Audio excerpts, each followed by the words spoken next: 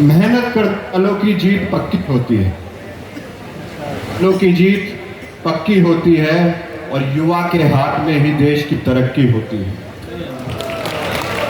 जब हम देखते हैं युवा, तो आज के अगर हम भारतवर्ष पे नजर डालते हैं तो हमें देखने को मिलता है कि लगभग 50% आबादी ऐसी है जो 9 से 25 साल के बीच में है और 60% आबादी ऐसी है जो 9 से 35 साल के बीच में है। और हम देखते हैं पूरे विश्व में सबसे ज्यादा युवा भारतवर्ष में है। जब हम युवाओं की बात करते हैं तो कई विचारधाराएं भी आती हैं जो युवा अपने जीवन में उतारते हैं। एक विचारधारा आती है कि युवा जो है मजे लेने के लिए बना है, इंजॉयमेंट करने के लिए बना है। एक विचारधारा आती है कि इन सबसे पहले अगर एक आत्मज्ञानी व्यक्ति होगा, आध्यात्मिक व्यक्ति होगा, तो वो एक बेहतर तरीके से समाज का निर्माण कर पाएगा। इसीलिए हमारे आज के डिबेट का टॉपिक है, is youth meant for enjoyment और एनलाइटनमेंट। जो हम देखते हैं एक ऐसी विचारधारा की तरफ जहां पे युवा को प्रेरित किया जाता है कि वो फूड, फैशन और फीमेल के पीछे पागलों की तरह भागे। हम देखते हैं कई समस्याएं भी आती हैं। एक दूसरी विचारधारा है, एक दूसरा पथ है। वो पथ है बुद्ध का, वो पथ है नानक का, वो पथ है भक्ति का, वो पथ है श्रीला प्रभुपाद का। उस पथ के बारे में जब बात होती है तो कहा जाता है आत्मज्ञान के बारे में, अध्यात्म के बारे में। तो इसी विषय पे आज हम चर्चा करेंगे। चर्चा से पहले मैं आप सभी को अपने पैनलिस्ट से इंट्रोड्यूस कराना चाहूँगा। तो सबसे पहले मेरे लेफ्ट में जो बैठे हैं वो साइड रिप्रेजेंट करती है, आप वेशभूषा से समझ ही गए होंगे, वो साइड रिप्रेजेंट करेगी मजे या एंजॉयमेंट लेना ही एक युवा के जीवन को संपूर्ण कर सकता है और किसी अध्यात्म आत्मज्ञान की आवश्यकता नहीं है। जो मेरी राइट हैंड पे साइड है वो रिप्रेजेंट करेगी आत्मज्ञान को, अध्यात्म को। तो पहले मैं आपको इंट्रोड्यूस करा दूं। On my left is Harshit, he is a bachelor in Sanskrit honours from Delhi university. जोरदार तालियों से स्वागत करिए। तालियों की आवाज मेरे पास तक नहीं आ रही है, आवाज आनी चाहिए। फिर है मेरे सीधे हाथ पे Prashant Sharma ji, is advocate in high court. जोरदार तालियों से इनका भी स्वागत करेंगे हम। Then on my left in the second chair, Dinesh ji, is a bachelor in commerce. तालियां बजती रहनी चाहिए। On my right on the second seat is Deep. He is also a software engineer. On my left on the last is Tushar Miglani, who is a software developer and from lovely professional university. जोरदार तालियों से स्वागत करेंगे हम। Last but not the least, on my right is Hardik, is a master in environmental management and a programme officer in lead India. तो आज की debate को हम ओपन करते हैं। इस प्रकार से हमने बताया कि आज का थीम है कि युवा मजे के लिए, एंजॉयमेंट के लिए बना है या फिर आत्मज्ञान, अध्यात्म में रुचि लेने के लिए बना है। तो सबसे पहले मैं डिबेट को जो ओपन करना चाहूँगा हर्षित जी। हर्षित जी, मुझे बड़ा अचंभित हूँ मैं कि आप संस्कृत ऑनर्स हैं, आप बैचलर हैं और बैचलर इन संस्कृत ऑनर्स। लेकिन जब हम बात करते हैं संस्कृत की तो हमें थोड़ा समझ में आता है, एक ऐसा व्यक्ति होगा, एक ऐसा चित्र सामने आता है कि वो उसकी अध्यात्म में रुचि होगी। लेकिन यहाँ पे कुछ और ही दृश्य देखने को मिलता है। कुछ बताना चाहेंगे इसके बारे में, कैसे आपकी रुचि बढ़ी? जी, मुझे ऐसा लगता है कि शायद आपने शास्त्रों को ढंग से पढ़ा नहीं। शास्त्रों का मुख्य उद्देश्य आनंद है, एंजॉयमेंट। 90% वैदिक शास्त्र यही बताते हैं कि हमें एंजॉयमेंट करना चाहिए। आप शायद चार्वक के बारे में जानते हैं। अच्छा, चार्वक, मैं समझ गया, आप चार्वक के अनुयायी है। चार्वक पे आपने काफी अध्ययन किया है, लोन लेके घी पीने वाले जो फिलॉसफी है। ठीक है हर्षित जी, हम आपसे ही शुरू करेंगे। बताइए, क्या आपको लगता है कि जो आप ईट ड्रिंक मैरी का ये फिलॉसफी जो लेके आते हैं, जस्ट डू इट का जो फिलॉसफी लेके आते हैं, ये कहाँ तक जायज है और किस दिशा में ले जाएगा हमारे समाज को? हर घड़ी बदल रही है रूप जिंदगी। छाँव है कहीं, कहीं है धूप जिंदगी। हर पल यहाँ जी भर जियो, हर पल यहाँ जी भर जियो, जो है समा कल हो ना हो। तनुति, मैं पहले धन्यवाद करना चाहूँगा कि आपने मुझे इस डिबेट का पार्ट बनाया। और मैं एक प्रश्न पूछना चाहूँगा सभी जनता से, क्या कोई बता सकता है यहाँ पर कि वो कितने समय तक जिएगा? क्या कोई बता सकता है कि वो कितने समय तक जिएगा? नहीं ना। इसलिए जितने दिन की है जिंदगी उतने समय से खुल के जियो, live the life to the fullest. अरे American feminist author Rita Brown भी कहती हैं, only reason to be alive is to enjoy. और अगर मैं आप सब से ही पूछूं, आप सब में से अगर किसी को ऑप्शन दिया जाए कि आप BMW ऑडी जैसे एक लग्जरी कार में घूमना चाहेंगे या फिर एक मारुति कार में घूमना चाहेंगे, तो आप सब लोग खुद BMW जैसी ऑडी जैसी लग्जरी कार चुनेंगे। आप सबको अगर ऑप्शन दिया जाए कि आप आईफोन या एक बटन वाले फ़ोन में चुनिए, तो आप खुद आईफोन चुनेंगे। आप सबको अगर ऑप्शन दिया जाए कि आप 2 कमरों वाले घर में और स्पेशियस विला या पेंट हाउस चुनिए, तो आप सब स्पेशियस विला और पेंट हाउस चुनेंगे। क्यों? क्योंकि इन सब चीज़ों को एंजॉय करना, पूरी एंजॉयमेंट करना हमारी लाइफ की नेचुरल टेंडेंसी है, नेचुरल टेंडेंसी। और बात रही BMW की, ऑडी की, आईफोन की, तो इन सब को खरीदने में थोड़ा सा ज़्यादा पैसा लगता है। तो ज़्यादा पैसा लगता है तो क्या हुआ? अगर ज़्यादा पैसा कमाने के लिए ज़्यादा मेहनत करनी पड़ती है तो क्या हुआ? अरे ज़्यादा मेहनत तो गधा भी करता है, बिना मेहनत के तो गधे को भी घास नहीं मिलती और शेर को तो मांस भी नहीं मिलता। हम तो फिर भी इंसान हैं। कुछ लोग लेकिन फिर भी बोलेंगे कि पैसे से आप खुशी तो नहीं खरीद सकते। अरे भाई, लेकिन उन लोगों को जाके बता दो कि पैसे से आप हर वो चीज़ खरीद सकते हो जिससे आप खुश हो सकते हो। ये लोगों को पता होना चाहिए। तो प्रशांत जी, यहाँ पे हर्षित जी ने बहुत ही अहम मुद्दे उठाए हैं कि अगर जीवन में आनंद चाहिए, मज़े चाहिए, तो आप मेहनत कीजिए, पैसा कमाइए, चीज़ों को एकत्रित कीजिए, कंजम्पशन कीजिए, और इससे एक व्यक्ति जो है मज़े ले सकता है। उसके जीवन में यही पर्याप्त है और अध्यात्म जैसी किसी वस्तु का कोई आवश्यकता लगती नहीं है। आपका क्या मत है इस पर प्रशांत जी? अनु जी, सबसे पहले तो मैं आपको धन्यवाद दूंगा कि आपने दूसरी बार ये अवसर दिया कि आके अपना मत रखूं अपने सीनियर्स को, क्या कि मैं यहाँ पर प्रस्तुत कर सकूँ एलिमेंट्स। बात करता हूँ यहाँ पे बैठे 5000 यूथ को जो यहाँ पर आए और हमें सेवा का अवसर दिया।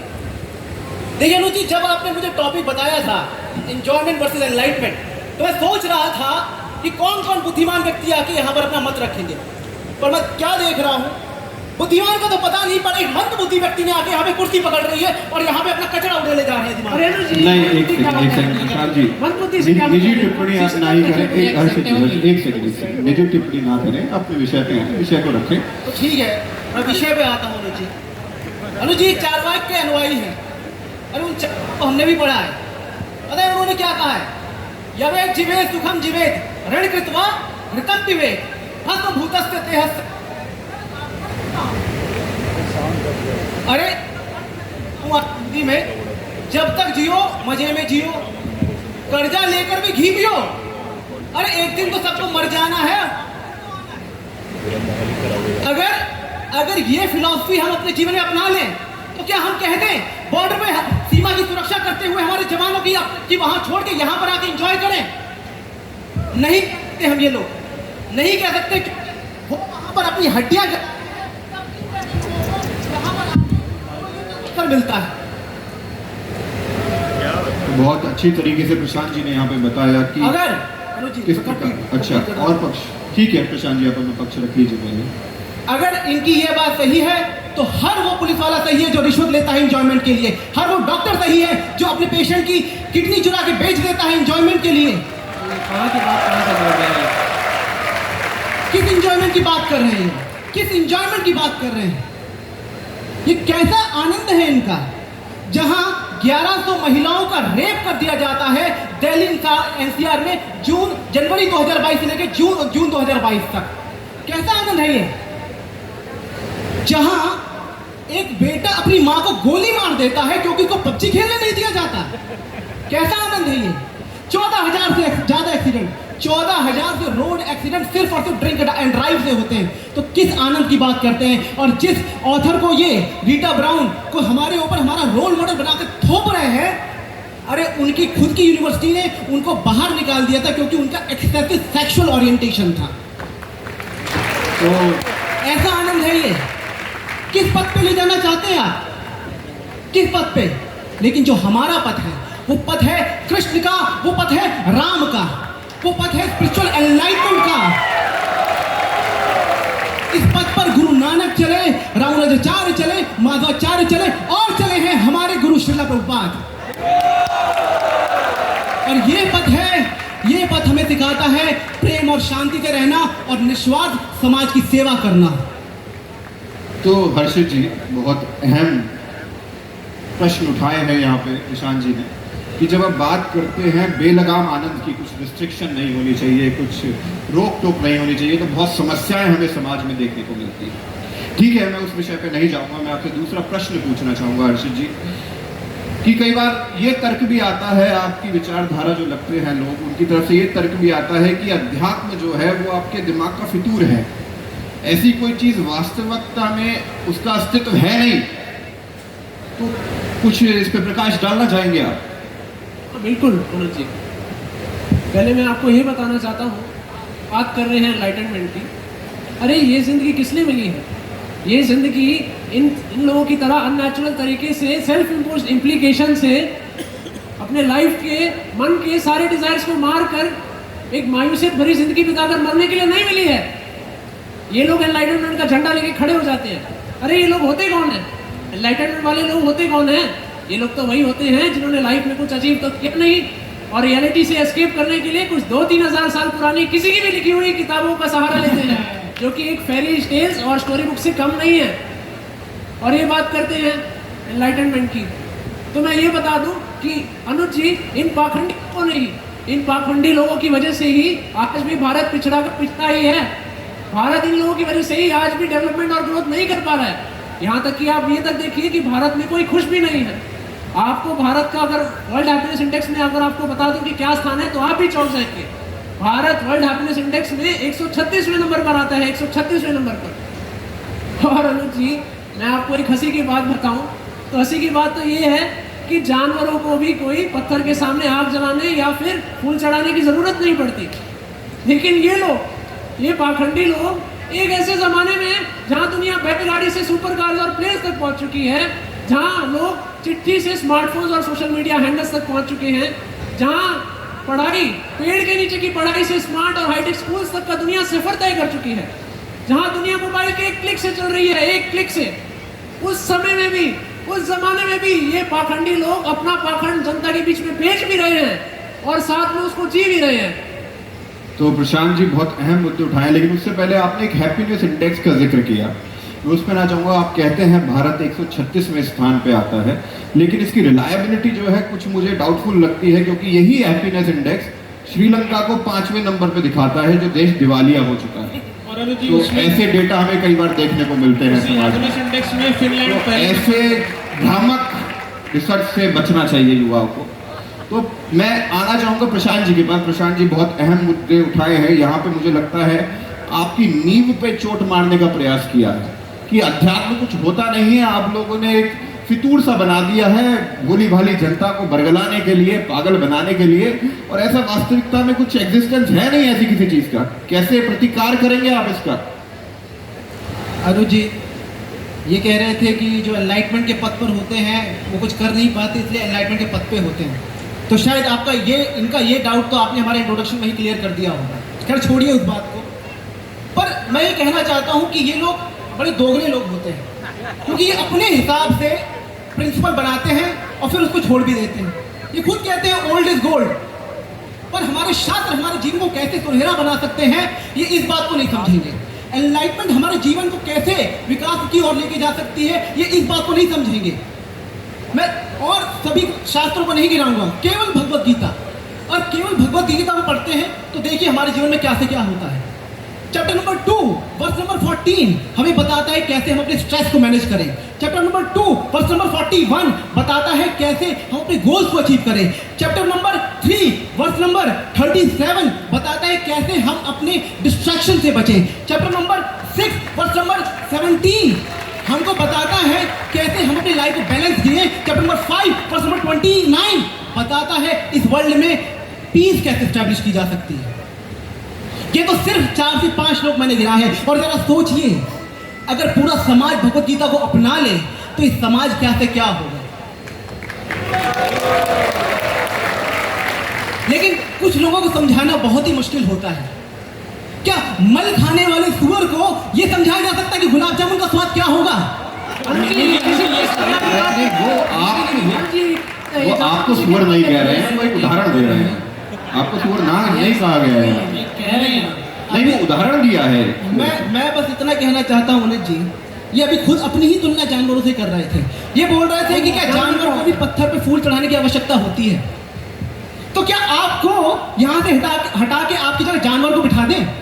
क्या कर सकते हैं काम? ये किस प्रकार नहीं पर्सनल ना हो, ठीक है अब बैठिए, अभी आपके लिए आएंगे दिनेश जी। वही मैं कह रहा हूँ, ऐसा नहीं कर सकते क्योंकि आप इंसान हैं, आपके अंदर सोचने और समझने की शक्ति है। तो क्या आप इतना भी नहीं देख सकते कि इतना बड़ा क्रिएशन है, इतने पेड़ हैं, फल हैं, नेचुरल रिसोर्सेज हैं, इतने प्लैनेट्स हैं, सोलर सिस्टम है पूरा का पूरा। अगर इसके क्रिएटर को, इसकी इतनी बड़ी क्रिएशन के क्रिएटर को अगर 2 फूल चढ़ा के धन्यवाद कर दिया तो क्या गलत किया हमने? अध्यात्म ये एनलाइटमेंट का पथ है। ये हमारे अंदर की बुराइयां जैसे काम क्रोध जो समाज में अराजकता फैलाती हैं उनका दमन करती है। साथ के साथ त्याग तपस्या बलिदान इन क्वालिटी को विकसित करती है जिससे समाज का कल्याण होता है। तो बहुत अच्छी तरीके से प्रशांत जी ने यहाँ प्रतिकार किया है हर्षित जी आपका, कि किस प्रकार से अध्यात्म का योगदान है। और भगवत गीता के कई श्लोकों से भी उन्होंने बताया कि कौन से श्लोक आपके जीवन में उपयोगी हो सकते हैं। ये सारी चीज़ें हमें यहाँ पे देखने को मिलती हैं। हर्षित जी, मैं दोबारा आना चाहूँगा आपके पास और मैं जानना चाहूँगा कि हम देखते हैं इतने मंदिर हैं समाज में। अगर हम इस्कॉन संस्था के ही देखें तो लगभग 800 से ऊपर मंदिर है। तो किस प्रकार से इनका योगदान आप नकार तो नहीं सकते ना, योगदान तो बहुत अच्छा है इनका। तो क्या कहना चाहेंगे आप इसके बारे में? जी, ये प्रशांत जी ने ज्ञान तो बहुत ले लिया, इन्होंने जनता के बीच में अपने ज्ञान का बहुत भी प्रचार कर लिया। लेकिन मैं आपको इनकी असलियत बताना चाहता हूँ। ये जो इनके मंदिर हैं ये कमाई के अड्डे हैं, कमाई के अड्डे। मंदिरों को मतलब मनी मेकिंग सेक्टर्स। अनुज जी देखिए ये कितना आसान है, तो कुछ करना ही नहीं है, एक जगह पर बैठिए और बैठे बैठे ही आपके घर पैसे आते ही रहेंगे।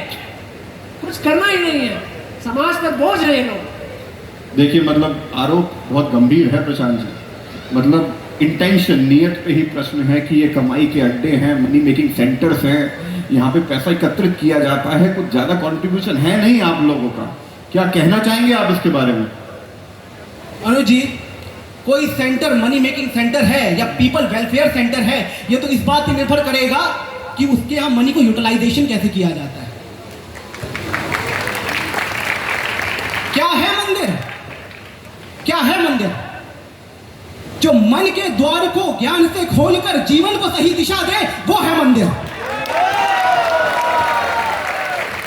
इस्कॉन के centre world wide free value education देते हैं, यूथ को, कांग्रेगेशन को और सभी को।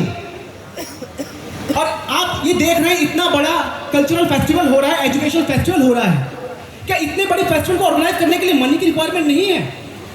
11 स्टेट से ज्यादा के यूथ यहाँ पर आकर बैठे हुए हैं। क्या उनको वहां से यहाँ तक लेके आने के लिए मनी की आवश्यकता नहीं है? उनके लिए प्रसाद की व्यवस्था करने के लिए क्या मनी की आवश्यकता नहीं है? हमारे मंदिर लंगर और भंडारों के रूप में भूखों को का पेट भरते हैं। क्या आपके पब और रेस्टोरेंट किस भूखों को खिलाते हैं? अरे वहां तो अगर फैंसी कपड़े ना पहनो तो अंदर नहीं घुसने दिया जाता है। ये दशा है। और इससे इतना ही नहीं, मैं आपसे पूछता हूं, तब कहां गए थे आप क्लब और रेस्टोरेंट जब कोविड-19 के समय में इस पूरे समाज को बहुत सहायता की जरूरत थी? तब कहां थे आपके? बताइए। तब आप लोग बंद हो गए थे। इस्कॉन ने सिर्फ दिल्ली एनसीआर में 5 करोड़ से ज्यादा मील डिस्ट्रीब्यूट किए हैं भूखों को। इस्कॉन के भक्तों ने जब एक भाई दूसरे भाई को नहीं छू रहा था, तब इस्कॉन के भक्तों ने अपनी जान की परवाह किए बिना बीमारों के घर जा जाके भोजन पे पहुंचाया है। ये कंट्रीब्यूशन दे रहे हैं मंदिर। आप बताइए, आप क्या कर रहे हैं? अर्षित जी बहुत अहम मुद्दा उठा दिया है कि जब सदी की सबसे बड़ी त्रासदी आई, तब आपके pub, night club, restaurants, hotels, इन सब के दरवाजे बंद थे। एक दरवाजा खुला था मंदिर का। और कुछ भी आप ऐड करना चाहेंगे? अनुज जी, अब मैं कंक्लूड करता हूं। ठीक है। अनुज जी, ये जो मैंने कहा है, ये कोई हवा में कही हुई बातें नहीं, ये डाटा है। साथ के साथ इसके गवाह हैं इस्कॉन में के वर्ल्ड वाइड कई लाख भक्त, और यहाँ बैठे हुए भी 5000 हमारे युवा साथी। ये युवा साथी, ये लोग शराब पिलाकर, इनको पैसा देकर ट्रकों में भर भर के लाई हुई भीड़ नहीं है। ये सभी वेल क्वालिफाइड यूथ है हमारे भारत का, जो यहाँ पे रजिस्ट्रेशन करके आया है। तो मैं बस इतना कहना चाहता हूँ, आपका एंजॉयमेंट सिर्फ और सिर्फ अराजकता फैला रहा है, क्राइम बढ़ा रहा है, स्ट्रेस बढ़ा रहा है, लेकिन एनलाइटमेंट जीवन को दिशा देता है, जीवन के साथ भी और जीवन के बाद भी। धन्यवाद। तो प्रशांत जी यहाँ पे बहुत अच्छा उन्होंने बताया प्रत्यक्ष को प्रमाण की क्या आवश्यकता है। प्रत्यक्ष रूप से दिखता है कि कितने युवा यहाँ पे एकत्रित हैं। ठीक है, मैं अब दिनेश जी के पास बहुत समय से जुड़े हुए हैं। दिनेश जी भी एक ऐसी विचारधारा के समर्थन में उतरे हैं जहाँ पे वही कि जस्ट डू इट, 4 दिन की जिंदगानी, ये बातें करी जाती हैं। तो दिनेश जी, मैं जब देखता हूँ जिस विचारधारा से आप आते हैं, तो वहाँ पे नशा बहुत प्रबल है, नशे के पीछे लोग पागल हैं। कुछ प्रकाश डालेंगे, ऐसा क्यों है? जी बिल्कुल अनुज जी, शुक्रिया आपका कि मुझे सो कॉल्ड बुद्धिजीवियों की जमात में बुलाने के लिए। मेरे मित्र ने बहुत बातें की, गोल गोल बातें करे कंफ्यूज कर दिया। ये कहते हैं ड्रग्स मत लो, ड्रग्स खराब है, ड्रग्स ये है, ड्रग्स वो है। अरे भैया, आपने लिया है क्या ड्रग्स? ये धोती क्या में कड़ क्या रही है? दिनेश जी आपने लिया है? नहीं, आप ये मुझे क्यों पूछ रहे ये आप प्रश्न पूछ रहे हैं तो मैं आपसे पूछ रहा हूँ, आपने लिया है? लेकिन कानूनी के दायरे में लेते हैं। नहीं, तो मैं प्रश्न पूछ रहा हूँ, आपने लिया है? अरे क्या पूछ रहे हैं? नहीं, हाँ या ना में जवाब दीजिए ना। लिए है? ठीक है, काम लेते हैं लेकिन कानूनी दायरे में लेते हैं। लेते हैं मतलब दबी सी आवाज में कह दिया कि लेते हैं, मतलब कोई गिल्टी फीलिंग है। चलिए ठीक है, कोई नहीं, आप अपने विषय पे आइए। ये जो कह रहे हैं ड्रग्स के बारे में कि ड्रग्स खराब है, अरे एक बार लेकर देखो, मजा आ जाएगा। अरे आनंद की अनुभूति होती है ड्रग्स लेने पर। वो कहते हैं ड्रग्स लेकर आदमी अलग दुनिया में चला जाता है, तृप्त हो जाता है इंसान। Stay high forever. 2 कस लो, टेंशन दूर, 2 कस लगाओ, सारी रिलीफ, इंस्टेंट रिलीफ मिलता है। आप लोग क्या बात करो आप लोग? अरे फिल्में देखते हो कि नहीं देखते? अरे चुप रहिए, आप चुप रहिए, हार्दिक बात जी, सुनिए। अब जब आपका आप लोग शास्त्र पढ़ते हैं, धैर्य रखिए। ये फिल्में देखते हैं आप लोग? नहीं देखते? अरे फिल्में देखो, ज्ञान मिलेगा फिल्मों से। हमारे देवानंद साहब कहा करते थे, हमारे देवानंद साहब कहा करते थे कि मैं जिंदगी का साथ यूं ही निभाता चला गया, हर फिक्र को धुएं में उड़ाता चला गया। और कैसी बात कर रहे हो आप लोग? ये क्या, कौन सी दुनिया में? अरे लेकर देखो ना, मजा आ जाएगा।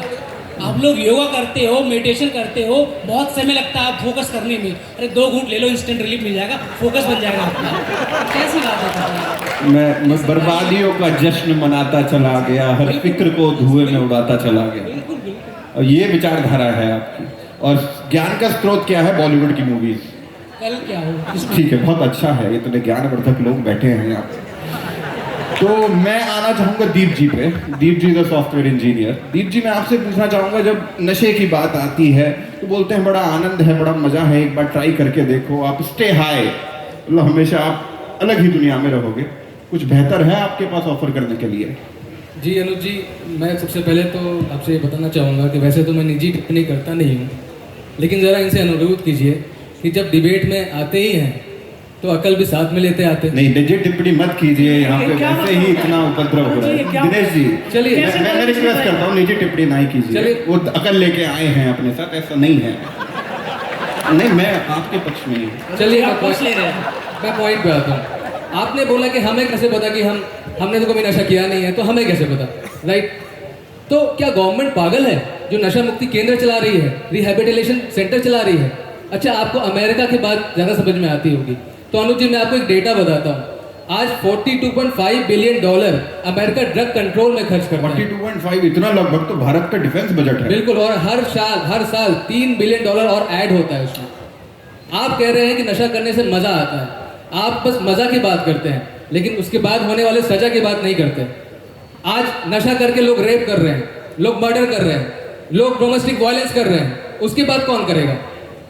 और आज जो आप मजा की बात कर रहे हो, तो मैं मानता हूं कि कुछ मजा आता होगा, लेकिन आपको मैं एक बात बताऊं कि इससे भी ऊंचा एक मजा है, इससे भी ऊंचा एक नशा है। वो नशा है अध्यात्म का नशा। और आपको अनुज जी इनको इनकी भाषा में समझा देता हूँ, क्योंकि आपको अलग से भाषा में समझाना पड़ेगा। तो मैं आपको बताऊं कि हम समंदर में गोता लगाने वाले लोग हैं, हम कुएं और गटर में डुबकियां नहीं लगाते। बात आई समझ में? बहुत अच्छी तरीके से रखा है। बात आई समझ में? नहीं आई होगी, बात जरा ऊंचे लेवल की है।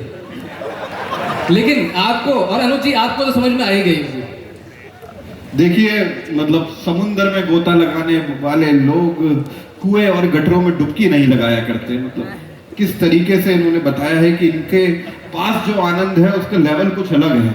आपको निमंत्रण भी दे रहे थे प्रशांत जी कि आप आइए, ट्राई कीजिए, आप एक बार हाँ, ये तो एक्सपीरियंस करके देखिए कि क्या आनंद है वो। लेकिन आप लोग करना नहीं चाहते। आप तो प्रैक्टिकल लोग हैं ना, तो प्रैक्टिकल करके आइए अध्यात्म में प्रैक्टिकल करके देखिए कि कितना मजा आता है। देखिए, निमंत्रण है आपके पास।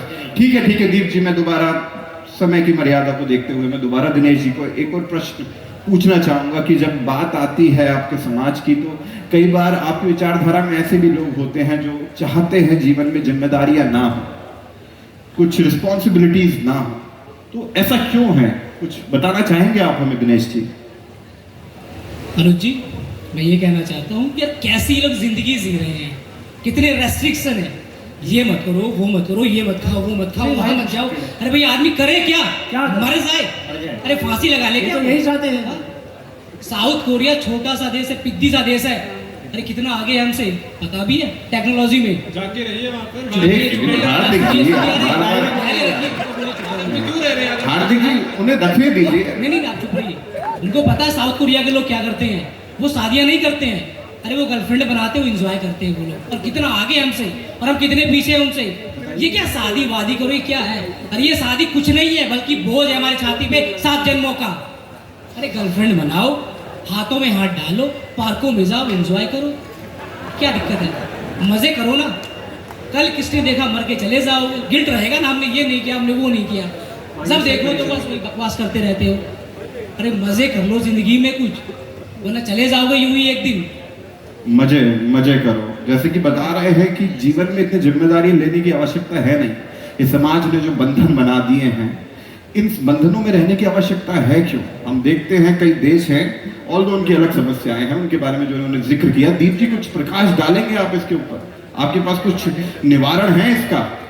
देखिए अनुज जी, अगर इनके एडवांसमेंट एरिया सबसे ज्यादा गर्लफ्रेंड बनाना है, बिना शादी के सेक्स रिलेशन में आना है, तो आपसे ज्यादा एडवांस तो एक सुअर है।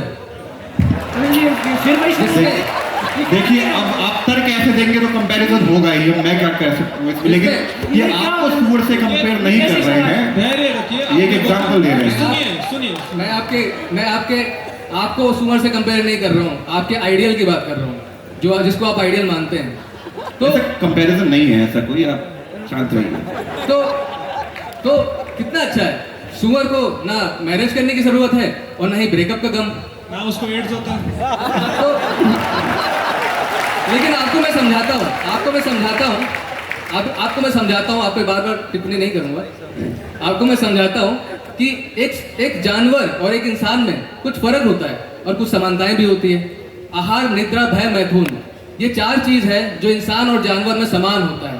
इंसान भी खाता है, जानवर भी खाता है, इंसान भी सोता है, जानवर भी सोता है, इंसान भी प्रोटेक्शन करता है, जानवर भी प्रोटेक्शन करता है, इंसान भी बच्चे पैदा करता है, जानवर भी बच्चे पैदा करता है। तो फिर इंसान और जानवरों में अंतर क्या है? वो अंतर है धर्मो हि तेषाम अधिको विशेषो धर्मेनो हि न पशु भी समाना। वो धर्म है जो इंसान को पशु से अलग बनाती है।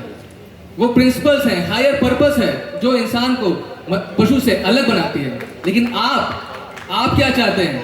आप एक ऐसे समाज का निर्माण करना चाहते हैं जहां पे एक आदमी एक महिला को प्रेग्नेंट कर दे और बाद में किसी और महिला के पास चले जाए। बाद में वो महिला उस बच्चे को पालती है और उस बच्चे को पिता का प्यार नहीं मिल पाता। इस वजह से वो क्रिमिनल बनता है, एक खराब नागरिक बनता है, और एक खराब नागरिक एक खराब देश का निर्माण करता है। अनुज जी, संस्कार का बहुत जरूरत है। अनुज जी, मैं आपको एक डेटा बता दूं और इनफैक्ट आपको भी बताता हूं। आपने फूड क्राइसिस के बारे में सुना होगा, वाटर क्राइसिस के बारे में सुना होगा, लेकिन मैं आपको बताऊं अनुज जी, अमेरिका में फादर क्राइसिस चल रहा है। Father crisis? ये कैसा? 4 में से अमेरिका में 4 में से एक बच्चे को पता ही नहीं उसके पिता कौन है। 30% लोगों को पता ही नहीं उसके पिता कौन है। आप एक ऐसे भारत का निर्माण करना चाहते हैं जहां पे पिता ना हो, माता ना हो, फादरलेस सोसाइटी, मदरलेस सोसाइटी। और फिर होता क्या है, जब घर में जाओगे आप त्योहार मनाने, तो आप माँ किसको कहोगे अगर माँ ही नहीं होगी घर में? तो उसके बाद क्या होता है? उसके बाद लोनलीनेस होता है, अकेलापन होता है समाज में। इसीलिए आपने कोरिया की बात की, मैं अभी आपको दूसरे देश की बात बताता हूँ। जापान और यूनाइटेड किंगडम में आज मिनिस्ट्री ऑफ लोनलीनेस बनाई गई है। वहाँ पे मिनिस्ट्री ऑफ लोनलीनेस मिनिस्टर है और वो आपस में आके ये चर्चा करते हैं कि दुनिया से इस लोनलीनेस, अकेलेपन को हटाया कैसे जाए। अरे ये अकेलेपन को हटाने का मार्ग तो अध्यात्म देता है, जो बताता है कि मर्यादा में रह के आपको सारी चीज़ों को करना चाहिए। वो नियम और कानून हमारे प्रसन्नता के लिए, हमारे समाज के सुख के लिए है, ना कि उसको उजाड़ने के लिए है। दीप जी, मैंने ये भी सुना है कि आजकल माँ बाप भी भाड़े पे मिलने लगे हैं देशों में। अब भाड़े पे माँ को लेके आओ, अब माँ का फर्ज निभाएगी जितना आपने लक्ष्मी दिया अगर है। इन जैसे लोगों के जापान में प्रिंसिपल पे चलेंगे तो भारत भी ऐसे ही स्थिति में आ जाएगा। इसलिए ये नियम हमें बचाने के लिए बनाए गए हैं। ठीक है, बहुत अच्छी तरीके से आपने अपने पक्ष को रखा, लेकिन दिनेश जी कई और भी आरोप लगते हैं आपकी तरफ से। भगोड़ा, एस्केपिस्ट, पैरासाइट, बहुत बड़े बड़े शब्द लेके आते हैं आप लोग। कुछ और प्रकाश डालिए इस पर। जी बिल्कुल अनुज जी, मैं डंके की चोट पे ये कहना चाहता हूँ कि ये लोग, ये स्केपिस्ट मेंटेलिटी के लोग हैं। अरे भगोड़े हैं ये लोग, ये भागते हैं अपनी जिम्मेदारियों से, ये भागते हैं सच्चाई से, और ये हर उस चीज़ से भागते हैं जहाँ सच्चाई होती है। आंखें बंद करके रहते हैं ये लोग। अरे क्या कंट्रीब्यूशन है आपका समाज में बताइए? एक सन्यासी कंट्रीब्यूट करता ही क्या है? हमारा कंट्रीब्यूशन है समाज में, क्या देते हो आप लोग समाज को? और 2 लाइनें कहना चाहूँगा आप लोग के लिए कि जिसकी मस्ती जिंदा है समझो उसकी हस्ती जिंदा है, नहीं तो वो इंसान जबरदस्ती जिंदा है। समझ गए आप लोग? जबरदस्ती जिंदा है, मतलब वास्तविकता में कुछ अहम मुद्दे उठाए। उस सन्यासी वाले टॉपिक पे मेरा भी कुछ मत है, मैं आना चाहूँगा, लेकिन उससे पहले मैं दीप जी से पूछूंगा। दीप जी, एस्केपिस्ट, पैरासाइट, ऐसे बहुत गंभीर आरोप लगाए जाते हैं कि आप दुनिया की जिम्मेदारियों से भागते हैं, तो क्या कहना चाहेंगे आप इसके बारे में? देखिए अनुज जी, सबसे पहले तो इन्होंने जो सन्यासियों के ऊपर बात उठाई है, तो मैं उसमें आपको बता दूं कि हम सब मशीन को तो बनाते हैं, लेकिन जो मशीन को बनाता है, उस इंसान को बनाने वाला, उस इंसान को कैरेक्टर को बनाने वाला, उस इंसान को महान बनाने वाला, उस इंसान को दिशा देने वाला एक सन्यासी होता है। एक महान सन्यासी होता है, महान कैरेक्टर वाला साधु पुरुष होता है। तो जो आप कहते हैं कि सन्यासी कुछ नहीं करते, तो सन्यासी इस समाज के लीडर्स को क्रिएट करते हैं और वो लीडर्स पूरे समाज को दिशा देते हैं। सन्यासी, आप कभी सन्यासी से मिले हैं? मुझे तो नहीं लगता आप मिले होंगे। मैं मिला हूँ कई सारे सन्यासियों से। मैं आपको बताता हूँ, 3 बजे से सुबह 3 बजे से रात के 12 बजे तक वो संसार के कल्याण के लिए कार्य करते हैं। आज वहाँ दूर जाने की जरूरत भी नहीं है। आप यहीं देखो, इंसान खुद को मैनेज नहीं कर पाता। आज यहाँ पे कई सारे सन्यासी मिलके 5000 लोगों को मैनेज कर रहे हैं। इतना अच्छा सिस्टम बनाया है। ये सारे मॉडर्न तरीकों से सारी चीज़ें आपको समझाने के लिए, इतने मॉडर्न तरीके से आपको सिखाने के लिए ये सारा व्यवस्था किसने किया है? इन सन्यासियों ने तो किया है। लेकिन आपको ये बात क्यों समझ में नहीं आ रही? क्योंकि आप सिर्फ अपने बारे में सोचते हैं, लेकिन सन्यासी किसके बारे में सोचता है? सन्यासी सोचता है सर्वे भवन्तु सुखिनः के बारे में। सन्यासी सोचता है वसुधैव कुटुंबकम के बारे में, किस तरीके से सारा समाज आपस में आके सुखी से रह सके, ये सन्यासी सोचता है। आप बात कर रहे हो एस्केपिज्म की, कि हम एस्केप कर रहे हैं। तो हाँ, हम स्केप कर रहे हैं। हम स्केप करते हैं नशा के दुष्परिणामों से, हम स्केप करते हैं व्यभिचार के दुष्परिणामों से, हम स्केप करते हैं जुआ के दुष्परिणामों से, हम स्केप करते हैं मांसाहार के दुष्परिणामों से, क्योंकि ये दुष्परिणाम हमारे देश को नीचे लेके जा रहे हैं। लेकिन आप क्या चाहते हो?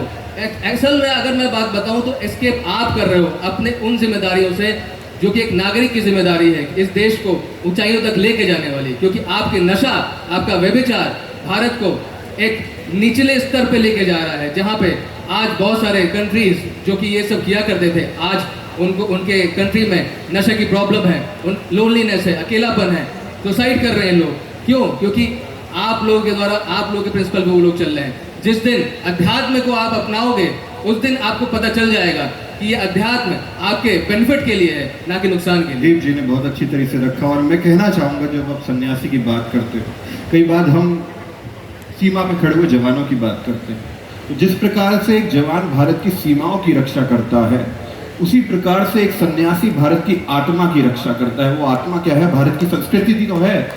अगर संस्कृति नहीं है तो कैसा भारत है? अगर आत्मा नहीं है तो कैसा भारत है? कौन सी सीमाओं की रक्षा करोगे आप? तो मैं अब जाना चाहूँगा तुषार जी के पास।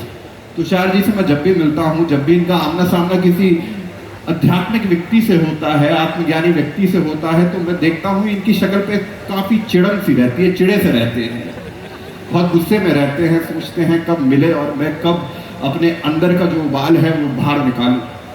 तुषार जी एक सॉफ्टवेयर डेवलपर हैं और बहुत अच्छी शिक्षा प्राप्त करी है। तुषार जी, मैं आपसे पूछना चाहूँगा कि अभी भी आप इस मत के साथ हैं कि जस्ट डू इट, मजे लो और कुछ चीज़ों की आवश्यकता नहीं है? सबसे पहले तो धन्यवाद अनुज जी, मुझे यहाँ पे इनवाइट करने के लिए और इस सभा में बोलने का मौका देने के लिए। मैं अपनी बात को एक कोट के साथ शुरू करूँगा, लेकिन उससे पहले आपने कहा कि चिड़े हुए रहते हैं। मैं चिड़ा हुआ नहीं हूँ, मैं सच के साथ, जिस बात पे सच्चाई रहेगी मैं उसके साथ खड़ा रहूँगा। आपने कहा मैं अभी चिढ़ गया हूँ, नहीं, मैं हमेशा से सच के साथ। आप बिल्कुल नहीं चिढ़ रहे हैं, आप बिल्कुल नहीं चिढ़ रहे हैं, आप रखिए अपना पक्ष रखिए। पहले ही से चिड़े हुए। धन्यवाद। तो मैं कोट के साथ अपनी बात शुरू करता हूँ। वो कोट कहता है, the purpose of life is to live it, to test experience to utmost, to reach out eagerly and without fear for newer and richer experience. ये मेरे शब्द नहीं है, मैंने नहीं लिखा है घर पे बैठ के, ये एलेनोर रूजवेल्ट ने लिखा है, जो फॉर्मर फर्स्ट लेडी रही है यूनाइटेड स्टेट्स ऑफ अमेरिका की। किन्होंने लिखा है Tushar ji? Eleanor Roosevelt, former first lady. अच्छा, मतलब इनकी काबिलियत ये थी कि इनके पति राष्ट्रपति बन गए। कमाल कर रहे हैं क्या? इनकी काबिलियत कमाल कर रहे हैं। अरे अगर आपको रखना है, किसी की बात रखनी है तो उसका रखिए, इसको अरे अपने बारे में बोलो। ठीक है ठीक है ठीक है, हार्दिक जी, हार्दिक जी, कोई नहीं, उनकी काबिलियत थी कि ठीक है हम आएंगे। बीच में बोलने की चुन ले इनको, सब में बोल रहे हैं। देखिए वो वैसे ही थोड़ी व्यवस्था में दिक्कत है, आप वैसे शांत रहिए। मैं अपनी बात कर रहा हूँ। देखिए मैंने 15-20 मिनट बैठ के इन सब महानुभावों की बातें सुनी हैं।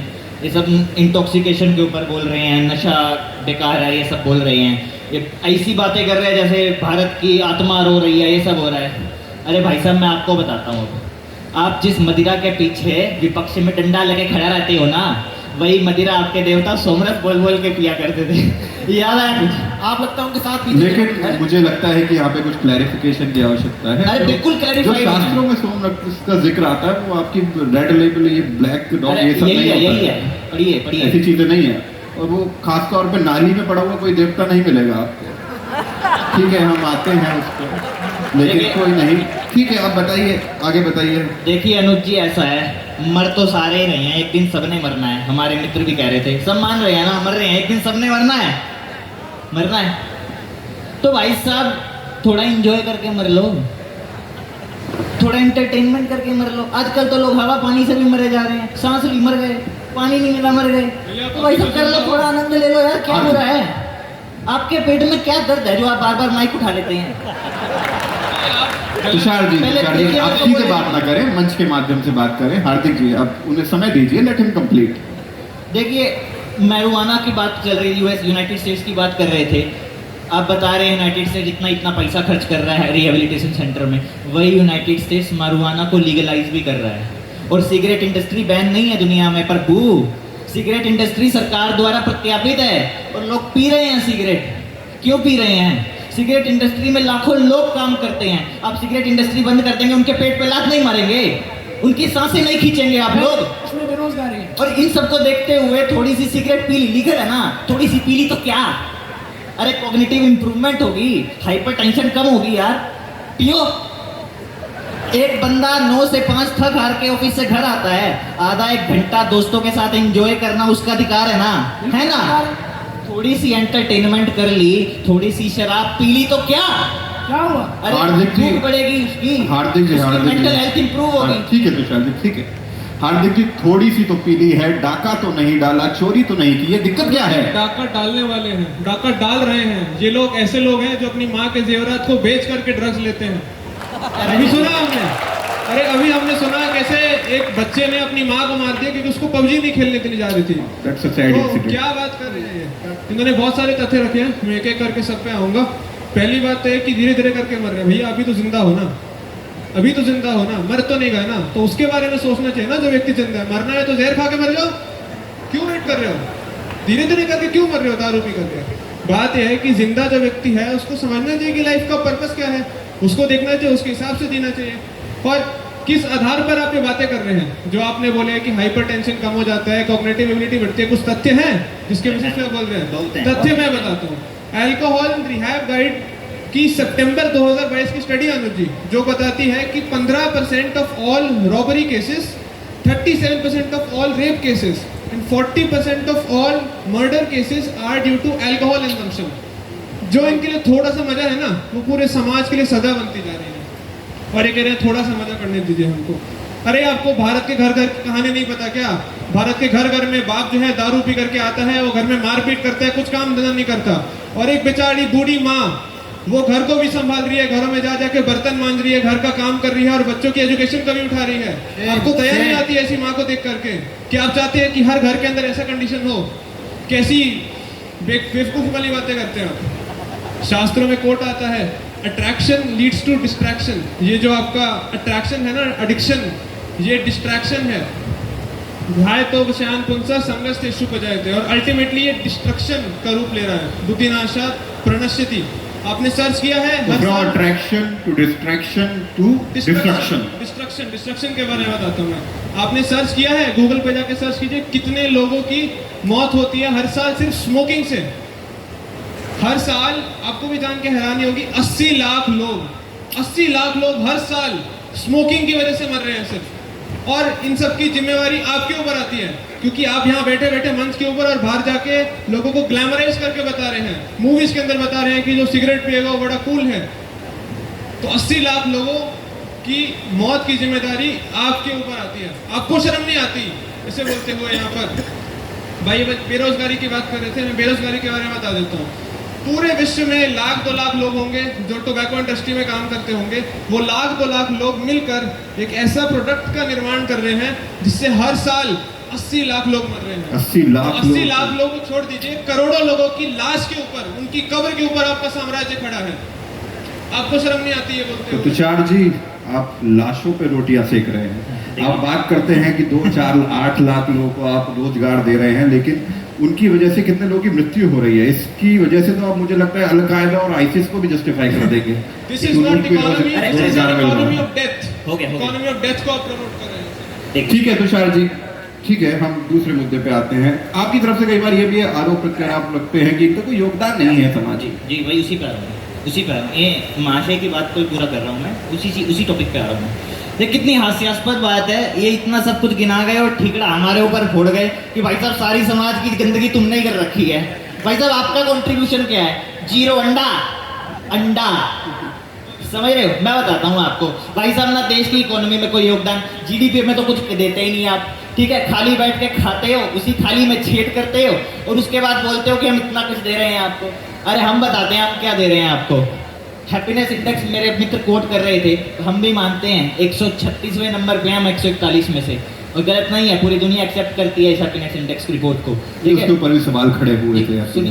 ठीक है, सवाल वही हैप्पीनेस इंडेक्स श्रीलंका को 5वें नंबर पर। सवाल तो हर चीज बने हैप्पीनेस इंडेक्स में फिनलैंड पहले नंबर पर है। अरे सुन लीजिए, ठीक है, लेट एम कंप्लीट। समय की सीमा है। देखिए भारत बहुत पीछे है हैप्पीनेस के मामले में। अगर आप रिपोर्ट को हटा भी दें तब भी हम ये महसूस कर सकते हैं जब हम गलियों में निकलते हैं, ठीक है।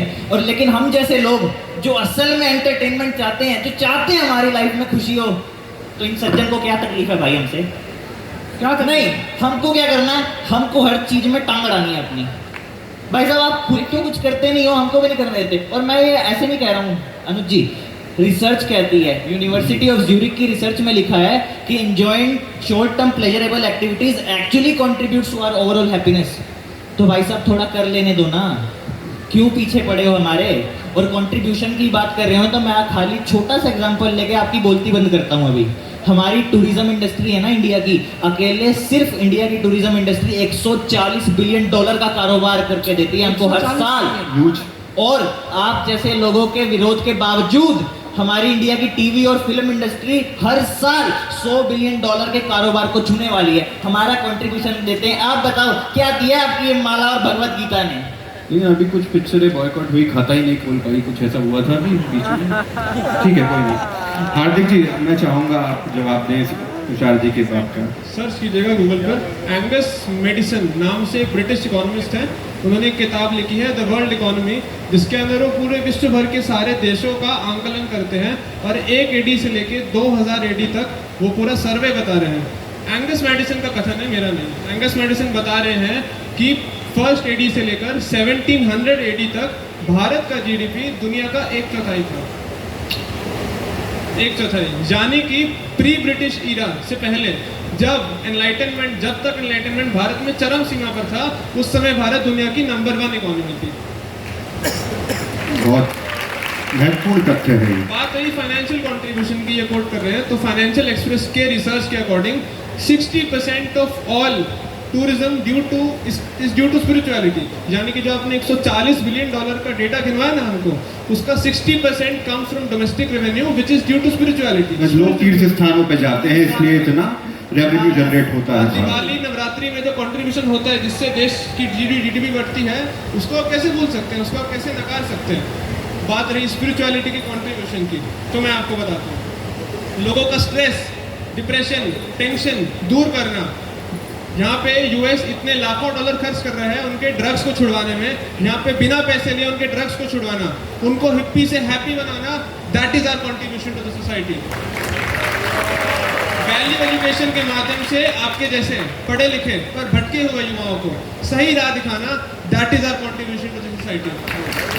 भारत के अंदर 66 लाख क्राइम हर साल होते हैं, बट उसमें से शायद ही क्राइम कोई एनलाइटेंड व्यक्ति करता है, that is our contribution to the society. ISKCON से आज तक लाखों युवा जुड़े हैं, बट किसी एक व्यक्ति ने भी सुसाइड कमिट नहीं किया, that is our contribution to the society.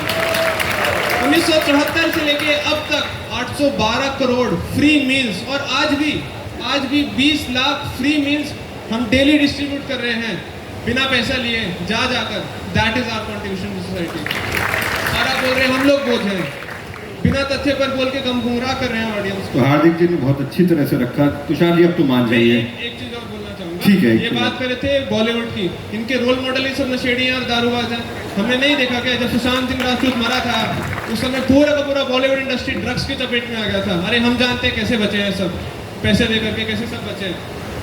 Bollywood के कंट्रीब्यूशन, कितना अच्छा कंट्रीब्यूशन है हमारे बॉलीवुड का, जिसने एंजॉयमेंट के नाम पर फुहड़ता और अश्लीलता का नंगा नाच दिखाया है, जिसने धर्म की इज्जत डुबाने में और देश की संस्कृति को लुटाने में जो कंट्रीब्यूशन दिया है, उससे बड़ा कंट्रीब्यूशन शायद ही किसी ने दिया होगा। उस बॉलीवुड को ये प्रेज कर रहे हैं।